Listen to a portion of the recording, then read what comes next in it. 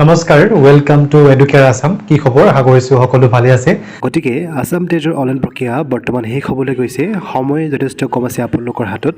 সময় থাকোঁতে আপোনালোকে অনলাইন প্ৰক্ৰিয়াটো সম্পন্ন কৰক আৰু যিসকলে বৰ্তমান অনলাইন কৰিছে তেওঁলোকৰ বহুতে কিছুমান খেলিমেলি সৃষ্টি হৈছে বা বহুতৰে কিছুমান সৰু সুৰা ভুল ভ্ৰান্তি থাকি গৈছে গতিকে এইখিনিতে মই ভিডিঅ'টো ষ্টাৰ্ট কৰাৰ আগতে ক'ব বিচাৰিম যে আপোনালোকৰ যিসকলৰ টেটৰ অনলাইনটো কৰোঁতে দুই এটা সৰু সুৰা ভুল থাকি গৈছে আপোনালোকে পেনিক নহ'ব বা আপোনালোকে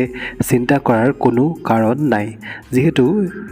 এই যোনটো অনলাইন প্ৰক্ৰিয়া হয় সেই অনলাইন প্ৰক্ৰিয়াটো আপোনালোকে জাষ্ট টেট পৰীক্ষা দিবলৈহে অনলাইন প্ৰক্ৰিয়া সম্পন্ন কৰিছে এইটো কোনো চাকৰিৰ বা নিযুক্তি প্ৰক্ৰিয়াৰ অনলাইন প্ৰক্ৰিয়া নহয় যেহেতু এইটো এটা এক্সাম আৰু আমি সকলোৱে জানো যে টেট পাছ কৰিলেই যে চাকৰি পাম সেইটো সম্ভৱ হৈ নুঠে আমাৰ হাই ছেকেণ্ডেৰী বা ধৰি লৈ ডিগ্ৰীলৈকে সকলো পাৰ্চেণ্টেজ আমাৰ ভাল থাকিব লাগিব তেতিয়াহে আমি চাকৰি পাবলৈ সক্ষম হ'ম গতিকে যিসকলৰ সৰু সুৰা কিছুমান ভুল থাকি গৈছে তেওঁলোকে পেনিক নহ'ব আপোনালোকে এডমিট কাৰ্ড চিয়'ৰ আহিব জাষ্ট আপোনালোকে আপোনাৰ যোনটো এপ্লিকেশ্যন নম্বৰ আৰু পাছৱৰ্ড এই দুটা বস্তু আপোনালোকে কেয়াৰফুলি ৰাখক পাছৱৰ্ডটো যদি আপোনাৰ মনত থাকি নাযায় তেন্তে আপোনালোকে এডমিট কাৰ্ড উলিয়াব নোৱাৰিব আৰু যিসকলে বৰ্তমান এপ্লিকেশ্যন নম্বৰটো পাইছে কিন্তু পাছৱৰ্ডটো পাহৰি গৈছে তেওঁলোকে ইয়াৰ যোনটো ফৰগট পাছৱৰ্ড লিংক হয় সেই লিংকটো মই ডেছক্ৰিপশ্যনত দি দিম ফৰগট পাছৱৰ্ড লিংকত ক্লিক কৰি আপোনাৰ এপ্লিকেশ্যন নম্বৰ আৰু মোবাইল নম্বৰ টাইপ কৰি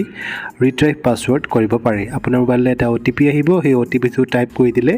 আপোনাৰ পাছৱৰ্ডটো চেঞ্জ হৈ যাব গতিকে এইটোৱে হৈছে আজিৰ যোনটো কথা আপোনালোকে এডমিট কাৰ্ড পাবলৈ হ'লে এপ্লিকেশ্যন নম্বৰ আৰু পাছৱৰ্ডটো আপোনাৰ মনত থাকিব লাগিব আৰু যদি আপুনি এপ্লিকেশ্যন নম্বৰটো পাহৰি গৈছে তেন্তে লিংক আছে ইয়াত ফৰগট এপ্লিকেশ্যন নম্বৰ ইয়াত ক্লিক কৰিও আপোনাৰ মোবাইল নম্বৰ আৰু ডেট অফ বাৰ্থ দি আপোনাৰ এপ্লিকেশ্যন নম্বৰটো চাব পাৰে কিন্তু এই দুটা যেটা লিংক হয় ফৰগট পাছৱৰ্ড এপ্লিকেশ্যন নম্বৰ এইটো হয়তো সদায় নাথাকে গতিকে আপোনালোকে পাছৱৰ্ডটো লিখি ৰাখক বা যিসকলে পাছৱৰ্ডটো চেঞ্জ কৰিম ভাবিছে এতিয়াই চেঞ্জ কৰি লওক কাৰণ এই দুটা অপশ্যন হয়তো পিছত নোহোৱা হৈ যাব পাৰে গতিকে এতিয়া আমি কথা পাতিম যোনটো গভৰ্ণমেণ্ট অফ আছামৰ LP আৰু UP যিসকলে পাছ কৰিব বা যিহেতুৰ ওপৰত যিহেতু আপোনালোকৰ এডভাৰটাইজমেণ্টটো আপোনালোকে পাইছে যে LPৰ ৭,২৪২ আৰু UPৰ ২,১১২টা পোষ্ট আছিলে ইয়াৰ এটা ইটালিক আকাৰত এটা বাক্য লিখা আছিলে যে the district wise medium wise আৰু category wise breakup of vacancies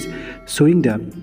Reservation for EWS, OBC, SC, STP, ST Hills, PWD, Women, etc. will be notified before opening of the portal for online application on 27/9/2021.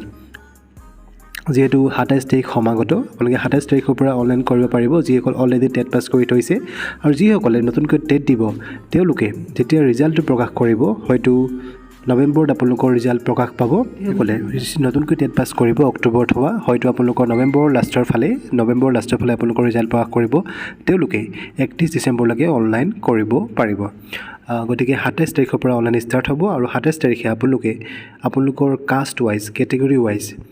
আপুনি যদি OBCৰ কিমান post খালী আছে SC STৰ আনৰিজাৰ্ভৰ কিমান post খালী আছে কোনখন ডিষ্ট্ৰিক্টত সেই ডিষ্ট্ৰিক্ট ৱাইজ লিষ্টখন পাবলৈ সক্ষম হ'ব যিটো হৈছে আপোনালোকৰ কাৰণে ভাল খবৰ